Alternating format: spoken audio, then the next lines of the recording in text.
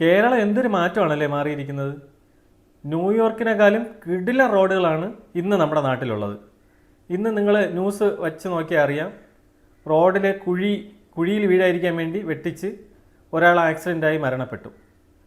ഇനി ഇതെല്ലാം ചികിത്സിക്കാൻ വേണ്ടി എല്ലാം കൂടെ നുള്ളിപ്പറിക്കൊണ്ട് ഹോസ്പിറ്റലിലോട്ട് പോയി കഴിഞ്ഞാൽ ഹോസ്പിറ്റലിൽ ഇടിഞ്ഞ് പൊളിഞ്ഞ് വീഴും.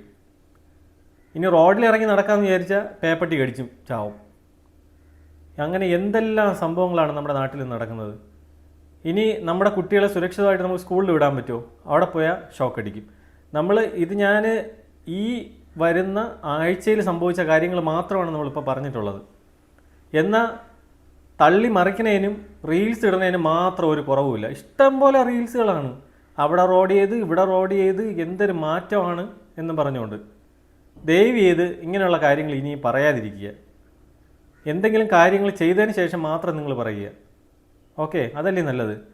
നമ്മൾ ഈ ടാക്സും കൊടുത്ത് വണ്ടികൾ കുഴിയിലിട്ട് എന്നും പണി അതിൻ്റെ പുറകെ നടക്കണം. പുതിയ വണ്ടി എടുക്കാമെന്ന് വിചാരിച്ചാൽ ഒരാഴ്ചക്കകത്ത് അതും കംപ്ലൈൻ്റ് ആവും. കാരണം ന്യൂയോർക്കിനെക്കാളും കിടില റോഡുകളാണ് നമ്മുടെ കേരളത്തിൽ ഇന്നുള്ളത്.